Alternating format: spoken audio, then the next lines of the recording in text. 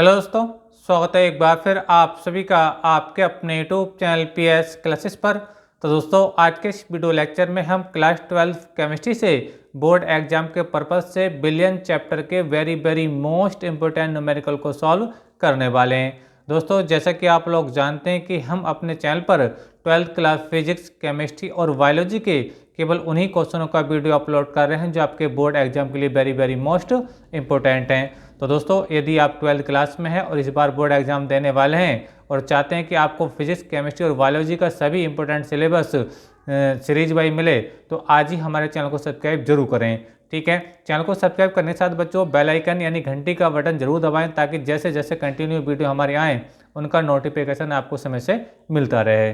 तो चलिए स्टार्ट करते हैं। तो आज के इस वीडियो लेक्चर में हम 12th क्लास केमिस्ट्री से बोर्ड एग्जाम के लिए बच्चों very most important billion chapter के न्यूमेरिकल को सॉल्व करने वाले हैं। तो चलिए स्टार्ट करते हैं। तो देखिए दोस्तों, जैसे स्क्रीन पर देख पा रहे होंगे, पहला न्यूमेरिकल आपकी स्क्रीन पर है। पहले इसकी लैंग्वेज को पढ़ लेते हैं, देखिए फिर इसके सॉल्यूशन को समझेंगे। क्वेश्चन बच्चों ये है, 3 ग्राम यूरिया को 100 ग्राम जल में घोलने पर जल के क्वथनांक में उन्नयन की गणना करो। जल के लिए मोलल उन्नयन स्थिरांक का मान दे रखा है बच्चों 0.52 केल्विन किलोग्राम प्रति मोल दे रखा है। यानी कंडीशन बच्चों ये है कि एक बिलियन बनाया गया है जिसके 100 ग्राम जल में 3 ग्राम यूरिया को घोला गया है। ठीक है, अब देखिए इसके सॉल्यूशन को हम समझते हैं। देखिए लगाएंगे सॉल्यूशन। ठीक है, अच्छा अब देखो 3 ग्राम यूरिया है, 100 ग्राम जल है, तो ये 3 ग्राम तो बहुत कम है, 100 ग्राम ज़्यादा है। तो ये 3 ग्राम जो है बच्चों ये विलय है और जो 100 ग्राम है ये बच्चों क्या आपका विलायक है। तो विलय का जो भार है बच्चों यानी यूरिया का जो भार है हम इसको स्मॉल w से लिखेंगे और ये जो वैल्यू बच्चों दे रखी है आपको 3 ग्राम दे रखी है बच्चों, कितनी दे रखी है 3 ग्राम दे रखी है। और जो आपका जो विलायक है जो जल है उसका जो भार है बच्चों कितना 100 ग्राम है, तो इसको ये ज़्यादा है। ठीक है, इसको बच्चों हम कैपिटल W से लिखेंगे यानी ये विलायक है। ये कितना बच्चों ये 100 ग्राम है। ठीक है, अच्छा अब इसके जल में घोलने पर जल के क्वथनांक में उन्नयन की गणना करनी है, जिसको बोलते हैं बच्चों हम जल के क्वथनांक का जो उन्नयन होता है बच्चों हम लिख सकते हो उन्नयन में क्वथनांक में जो वृद्धि होती है उसको लिखते हैं हम डेल्टा टीवी से लिखते हैं। कैसे लिखते हैं बच्चों? डेल्टा टीवी से लिखते हैं। ठीक है, ये वैल्यू हम लोगों को बतानी है। और इसका जो मोलन उन्नयन स्थिरांक है, ठीक है, यानी जो हम केवी से लिखते हैं बच्चों, किस लिखते हैं केवी से लिखते हैं। ये वैल्यू आपको ऑलरेडी दे रखी है 0.52 केल्विन किलोग्राम प्रति मोल बच्चों ये आपको दे रखा है। ठीक है, अब देखिए हम डेल्टा टीवी का फार्मूला लगाएंगे और फिर इसके सॉल्यूशन को समझेंगे। तो फार्मूला देखिए क्या, देखिए फार्मूला लगा रहा हूँ, देखिए सूत्र है, इसका सूत्र है बच्चों डेल्टा टीवी बराबर होता है बच्चों आपका 1000 इंटू आपका होता है बच्चों केवी और ये होता है बच्चों आपका स्मॉल w और अपॉन में रहता है बच्चों आप लोगों का आपका रहता है ये स्मॉल में अपॉन में रहता है m इंटू कैपिटल W। ये पूरा फार्मूला है। ठीक है, अच्छा अब देखिए ये जो हमारे पास देखो 1000, तो ये नंबर यहाँ पे ऐसे यूज हो जाएगा। केवी का मान हमको पता है, स्मॉल w हमको दे रखा है 3 ग्राम है। ठीक है, कैपिटल W भी 100 ग्राम दे रखा है, लेकिन ये हमारे पास m नहीं है। क्या नहीं है बच्चों? m नहीं है। पहले m निकाला जाएगा तब जाके आपका डेल्टा टीवी का मान निकलेगा। और m है बच्चों विलय का अणुभार, यानी तो m का मान देखिए m विलय क्या आपका यूरिया है। ठीक है, देखो आपको दिया ना 3 ग्राम यूरिया, तो यूरिया का अणुभार हमें निकालना पड़ेगा। तो देखिए यहाँ पे निकाल देते हैं हम। देखिए यूरिया का जो अणुभार होता है बच्चों, यूरिया का अणुभार, ठीक है, यानी मोलर मास यूरिया का जिसे हम m से लिखते हैं, ये कितना होता है बच्चों? ये 60 होता है। कितना होता है? 60 होता है। ठीक है, चाहे तो आप इसको निकाल सकते हैं। यूरिया का जो फार्मूला होता है बच्चों क्या होता है? NH2CO NH2 होता है, इससे आप निकाल सकते हैं, नहीं तो आप इसको डायरेक्ट भी याद कर सकते हैं। ठीक है, तो चलिए वैल्यू लगा दीजिए फार्मूले में, आपका सॉल्यूशन हो जाएगा न्यूमेरिकल का। तो देखिए डेल्टा टीवी बराबर हो जाएगा, देखिए क्या क्या कंडीशन है। 1000 आपको दे रखा है, 1000 ऐसे रहेगा। ठीक है, केवी का मान दे रखा है आपको कितना 0.52 दे रखा है, तो 0.52 आपका ऐसे रह जाएगा। ठीक है, और ये क्या बच्चों आपका स्मॉल w आपको 3 ग्राम दे रखा है। कितना दे रखा है? देखो स्मॉल w बच्चों 3 ग्राम दे रखा है, तो लगा दीजिए यहाँ पे बच्चों ये 3 आ जाएगा। ठीक है, अच्छा स्मॉल m अब हमने निकाला है, अणुभार कितना है? ये 60 है यूरिया का। ठीक है, और ये कैपिटल W कितना बच्चों? ये 100 ग्राम है। कितना ग्राम है? 100 ग्राम, यानी ये आपने अभी देखा है ये। ठीक है, अच्छा अब यहाँ पे देखिए इसको सॉल्व कर दीजिए। सॉल्व जब करेंगे बच्चों तो देखो 2 जीरो से तो ये 2 जीरो कट हो जाएंगे। ठीक है, और ये जो जीरो है ना वो इस वाले जीरो से कट हो जाएगा, समझ में आ रहा है। तो ये और ये 3 से 2 डिवाइड हो जाएगा, ये इस टाइप से देखो 2 टाइम कट जाएगा, ठीक है। अब 2 से बच्चों ये 52 कट जाएगा, जब काटेंगे तो 0 डेसिमल देखो 2 दूनी हो जाएगा 4, 1 बचेगा 2 चक्का 12, यानी ये 26 बार कट जाएगा, ठीक है 2 से। तो ये डेल्टा टीवी की जो वैल्यू आ रही है बच्चों हम लोग के पास वो आ रही है डेल्टा टीवी बराबर जो आ रहा है बच्चों को कितना आ रहा है 0.26 केल्विन आ रहा है, ठीक है। तो ये बच्चे इसका सोल्यूशन यहाँ पे पूरा हो चुका है। तो आई होप बच्चे ये आपको अच्छे से क्लियर हो गया होगा, ठीक है। तो ये इसका बच्चे यहाँ पे इसका आंसर हो जाएगा, ठीक है। तो एक बार इसका सोल्यूशन आप फिर से देख लीजिए। हम लोग को दे रखा था बच्चों स्मॉल w दे रखा था, कैपिटल W दे रखा था, डेल्टा टीवी यानी जल का क्वथनांक में उन्नयन हमको बताना था, ठीक है, और kb का मान दे रखा था। हमने फार्मूला अप्लाई किया, ठीक है। फार्मूले में बच्चों हमने वैल्यू को लगाया, ठीक है। वैल्यू लगाने का जो सॉल्यूशन करा तो डेल्टा टीवी कितना आ रहा है बच्चों 0.26 केल्विन के बराबर आ रहा है, ठीक है। तो चलिए देखिए अब बच्चों हम नेक्स्ट क्वेश्चन को सॉल्व करते हैं, ठीक है। और यहाँ तक का वीडियो बच्चों आपको अच्छा लगा तो वीडियो को लाइक जरूर करिए, ठीक है। कमेंट करके बताइए बच्चों वीडियो अच्छा कैसा लगा आप लोगों को, ठीक है। चलिए आगे देखिए अगला न्यूमेरिकल सॉल्व करते हैं। देखिए हम लोगों को चलिए देखिए अगला न्यूमेरिकल बच्चों ये हमारे पास सामने है। क्या देखिए कंडीशन को पढ़ लेते हैं एक बार। ऑक्टेन का फार्मूला रखा C8H18 के 114 ग्राम में किसी आबासशील विलय जिसका द्रव्यमान आपको मोलर द्रव्यमान अणुभार रखा है 40 ग्राम 40, ठीक है, कि कितनी मात्रा घोली जाए कि ऑक्टेन का वाष्प दाब घटकर मूल वाष्प दाब का 80% हो जाए। ये वेरी वेरी मोस्ट इंपोर्टेंट सवाल है बच्चों, कई बार एग्जाम में रिपीट हो चुका है, ठीक है। तो देखिए सॉल्यूशन को समझते हैं, इसके लगाते हैं देखिए सॉल्यूशन को, ठीक है। ये राउल्ट के नियम पर बच्चों आधारित ये सवाल है। तो ऑक्टेन का भार हम लोगों को रखा बच्चों कितना 114 ग्राम, ठीक है। तो देखिए ऑक्टेन का भार C8H18 ऑक्टेन का सूत्र है बच्चों का भार हम लोग को दे रखा है कितना दे रखा है बच्चों, ये दे रखा है आपको 114 ग्राम दे रखा है। कितना दे रखा है बच्चों 114 ग्राम, ठीक है। अभी जब हम फार्मूला अप्लाई करेंगे तो हमें ऑक्टेन के अणुभार की जरूरत पड़ेगी, यानी इसके मोलर मास की जरूरत पड़ेगी। तो हम इसका मोलर मास भी निकाल देते हैं। C8H18 का अणुभार क्या होता है देखिए मैं निकाल के दिखा देता हूँ इस चीज़ को। देखो कार्बन कितने बच्चों 8 हैं तो 8 हो जाएगा, और ये कार्बन का अणुभार कितना होता है बच्चों 12 हो जाएगा, 12 होता है, ठीक है। प्लस हाइड्रोजन कितने बच्चों 18 हैं, लेकिन एक हाइड्रोजन का अणुभार बच्चों 1 होता है। सॉल्व करेंगे इसको तो ये हो जाएगा 12 × 96 हो जाएगा, प्लस 18 के बच्चों ये 18 हो जाएगा, ठीक है। तो ये कितना हो जाएगा 118 हो जाएगा 114 हो जाएगा सॉरी, ठीक है। यानी जो ऑक्टेन का अणुभार है वो भी कितना आ रहा है बच्चों, वो भी आपका 114 ही आ रहा है, ठीक है। और जो इसका आपका ऑक्टेन का आपको भार भी दे रखा था, भार को हम बच्चों में किस लिखेंगे W से लिखेंगे, कैसे लिखेंगे बच्चों W से लिखेंगे, ठीक है। अच्छा आगे देखिए कंडीशन को और पढ़ लेते हैं एक बार। 114 ग्राम में किसी आबासशील विलय जिसका मोलर द्रव्यमान यानी कोई विलय पदार्थ है, ठीक है, तो जिसका अणुभार हमको दे रखा है कितना, मोलर द्रव्यमान का मतलब बच्चों अणुभार कितना दे रखा है 40, यानी ये आपको दे रखा है 40। इसको चलो हम कैपिटल M मान लेते हैं, ठीक है। ये इसको हमने बच्चों कैपिटल M माना, और आपको निकालना है बच्चों ये स्मॉल M आपको दे रखा है कितना दे रखा है स्मॉल M दे रखा है बच्चों आपको 40 दे रखा है, कितना रखा है 40, ठीक है। अच्छा कि कितनी मात्रा घोली जाए, यानी आपको इसके लिए आपको स्मॉल W बताना है, यानी विलय पदार्थ की मात्रा बतानी है आप लोगों को, ठीक है। अच्छा आर कंडीशन क्या, आर कंडीशन बच्चों ये है ऑक्टेन का वाष्प दाब घटकर मूल वाष्प दाब का 80% रह जाए। ये देखिए ऑक्टेन का वाष्प दाब घटकर मूल वाष्प दाब का 80% रह जाए। तो देखिए यहाँ से इसको कैसे सॉल्व करेंगे, देखिए यानी ऑक्टेन का वाष्प दाब मान लीजिए PS है, और ये है बच्चों आपका 80% किसका, मूल वाष्प दाब होता है बच्चों P0, ठीक है। ये राउल्ट के नियम में आपने पढ़ा भी होगा, ठीक है। इसको सॉल्व करते हैं। देखिए इसको बच्चों हम परसेंटेज को हटाएंगे तो इसको भिन्न में चेंज करेंगे तो ये काटेंगे तो ये कट जाएगा इससे, ठीक है। और ये क्या हो जाएगा बच्चों, जब 10 से भाग करोगे 8 को तो जो PS आएगा बच्चों PS यानी ऑक्टेन का वाष्प दाब या विलयन का वाष्प दाब वो आ जाएगा 0.8, 10 से भाग करोगे 8 को तो 0.8 P0 आ जाएगा, ठीक है। अच्छा अब देखिए फार्मूला अप्लाई करेंगे। फार्मूला क्या होता है बच्चों, राउल्ट के नियम से। क्या होता है बच्चों, राउल्ट के नियम से राउल्ट का नियम ये कहता है बच्चों वाष्प दाब का अपेक्षित अपनमन यानी P0 माइनस के PS अपॉन P0 बराबर होता है विलयन में विलय के मोलंस के, यानी N upon small n plus capital N। ये फार्मूला है, ठीक है, चलिए देखिए अब यहाँ पे इसी कंडीशन को लगा लेते हैं।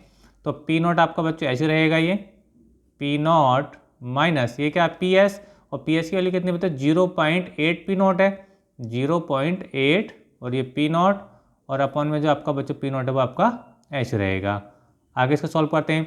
अब देखिए एन मोलों की संख्या हमको पता नहीं है, तो मोलों की संख्या फार्मूला क्या होता है, देखो स्मॉल एन है तो विलय के मोलों की संख्या है, ये होता है बच्चों एन बराबर होता है बच्चों पदार्थ का ग्राम में भार बटे अणु भार, और अणु भार आपको दे रखा है यानी एम आपको दे रखा है, विलय का कितना दे रखा है 40 दे रखा है, तो यहाँ पर हम क्या लगा लेंगे बच्चों 40 लगा लेंगे। ठीक है, अच्छा अब आगे देखिए ये जो कैपिटल एन है इसके लिए हम क्या यूज करेंगे, तो कैपिटल एन बराबर हम निकाल सकते हैं विलय का ग्राम में भार यानी कैपिटल डब्ल्यू बटे अणु भार।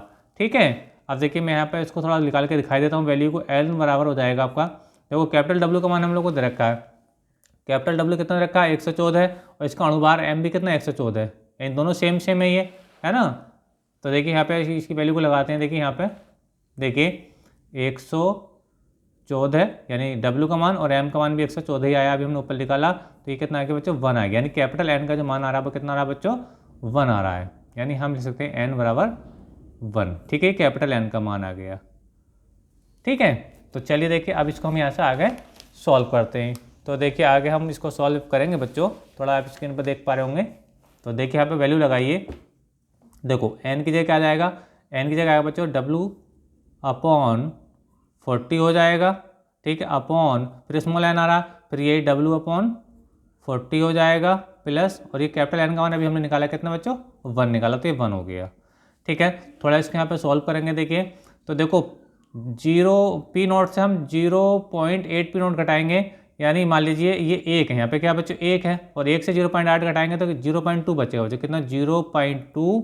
ठीक है, और ये साथ में आपको बच्चों पी नॉट बचेगा। ठीक है, यानी 1 पी नॉट से 0.8 पी नॉट हमने घटा दिया, और अपन में क्या बच्चों आपका पी नॉट ये रहा। ठीक है, अच्छा थोड़ा इसको बच्चों यहाँ पे सॉल्व करेंगे एलसीएम लेकर के। ठीक है, तो इसके बेटे में हम बच्चों 1 मानेंगे, पहले क्या मानेंगे 1 मान लेंगे यहाँ पे, तो इसके एलसीएम लेंगे तो ये 40 हो जाएगा बच्चों, 40 का 40 हो जाएगा एलसीएम, कैसे गुणा करिए ये हो जाएगा 1 से डब्ल्यू करेंगे तो बच्चों डब्ल्यू रहेगा प्लस, और 40 की 1 से तो ये बच्चों 40 रहेगा, और ऊपर वाला जो आपका डब्ल्यू अपॉन 40 है ये आपका ऐसे रहेगा डब्ल्यू अपॉन 40। ठीक है, अच्छा अब देखो ये बटे का बटा, तो ये 40 बच्चों पलट के ऊपर पहुँच जाएगा, या ये कह दीजिए 40 से 40 ये कट हो जाएगा। ठीक है, और यहाँ पे देखो पी नोट से पी नोट कट हो रहा है।